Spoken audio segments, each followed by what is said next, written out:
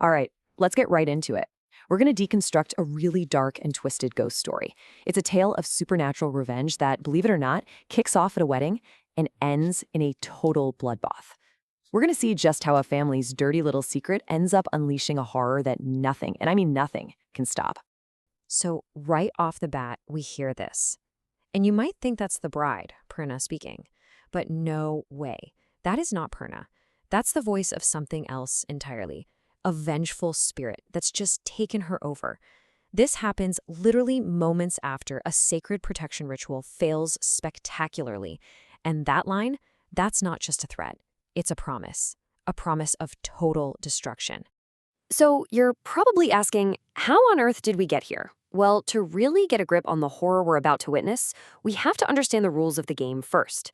There's this very specific village tradition, right? It's a ritual that's not just about welcoming a new bride. Oh no. Its main job is to protect her from a very specific, very nasty evil. And here's the deal with this ritual. It's got 4 key steps. Think of it like a spiritual firewall. The bride arrives, gets the lamp, calls on her ancestors, and then, this is the big one, every single house in the village has to keep a lamp lit. It's a community effort. But here's the catch. It's incredibly fragile. Every single part has to work perfectly. One little thing goes wrong, and the whole shield just collapses. And wouldn't you know it, as Prerna is doing her part, calling on the ancestors, some shadowy figure in a black cloak is creeping through the village, and this person deliberately snuffs out one of those village lamps. The second that flame dies, the lamp in Prerna's own hands flickers out too. Just like that, the shield is gone. Yeah, this isn't just some bad omen. It's like a giant welcome sign for whatever was being kept out. The moment that protection drops, the very thing they were all afraid of is unleashed, and it knows exactly who it's looking for. In an instant, the bride Prerna is just gone. She's still standing there, but it's not her anymore. Her body is now just a shell, a puppet for a spirit that is absolutely burning with rage and has a very, very personal score to settle. The change is immediate and just, wow, completely terrifying. Her eyes flash blood red, her face turns ghostly pale, and when her new husband, Samir, just touches her shoulder, she flings his hand away with this impossible strength and lunges for his throat. The rage is instant, and it's aimed right at him. Okay, so this is clearly not some random evil spirit. Its anger is laser-focused on this specific family. So to figure out why, we've got to dig up a secret that this family was hoping would stay buried forever. So the spirit actually has a name. It's Ganga. And her story isn't some ancient legend. It's a pretty recent tragedy, actually. A story of betrayal and cold-blooded murder, carried out by the very people who are now her targets. You can just see the cold calculation here, can't you? It starts with this secret affair between the rich son, Samir, and the maid's daughter, Ganga. But then she gets pregnant. And for his family, it's not about love or doing the right thing. It's all about damage control. They set up a fake marriage just to shut her up, buying time until they can come up with their final solution, killing her and her unborn child, and making it look like an accident. And that's really the heart of it, isn't it? This massive gap between public perception and private reality.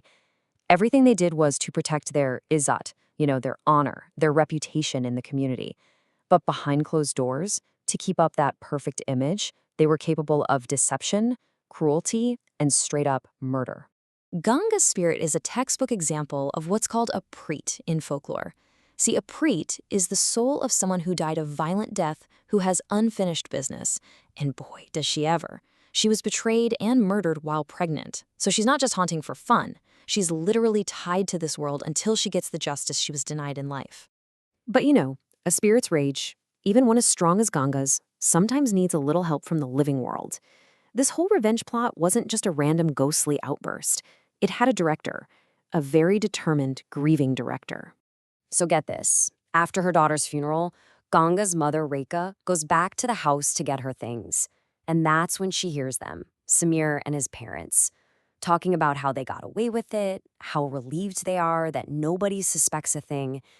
And in that one moment, her grief just hardens into this ice-cold mission for revenge. And her plan is just diabolically brilliant. Rekha is the mystery person in the black cloak. She goes out and learns black magic to make her daughter's spirit even stronger. She's the one who blows out the lamp and breaks the ritual. And for the final touch, she bumps into the father-in-law and cleverly swaps out the secret protective powder, the Sindor, with just some useless red dust. She took down every single one of their spiritual defenses, one by one. So, with all the spiritual shields down and a supercharged, vengeful spirit now driving the bride's body, the stage is set. It's time for Ganga to finally get her justice, and it's gonna be brutal. The first sign that things are about to go very, very wrong is during the bride's first cooking ritual. The family asks Prerna to make halwa, which was Samir's favorite dessert. But as she's cooking, the ghost of Ganga appears, drips her own blood into the pot, and the possession becomes complete. The first meal she serves her new family is a bowl of pure terror. Of course, the family freaks out when they see the blood, and that's when the spirit makes its first move. Asha, the mother-in-law, the one who actually pushed Ganga down the stairs, is victim number 1. The possessed Prerna grabs her and with a single, horrifyingly fast motion, snaps her neck. Next up is the father, Vinod. He desperately tries to use the Sindor to protect himself, but remember, it's the fake stuff Rekha swapped in. It does absolutely nothing. With his only defense gone, he's easily overpowered and choked to death by Ganga's invisible force. And that just leaves Samir, the man at the center of it all, the one who seduced her, promised her everything, and then helped murder her to save his own skin. He was the reason for all of this, and his death is the grand finale of Ganga's revenge. And with that, it's over. The 3 people responsible for her death are now dead themselves. Ganga's work here is done. Her connection to the world is finally broken. The spirit just leaves. Prerna's body collapses, totally unconscious, but completely unharmed. The restless spirit, the Pret, is finally at peace. So this whole story just leaves you with this really dark question, doesn't it? The legal system failed Ganga completely. This powerful family was never going to face any consequences. So she found her own power in death to get her own justice. It really makes you wonder, when the system meant to protect you fails so badly, is vengeance from beyond the grave the only answer left?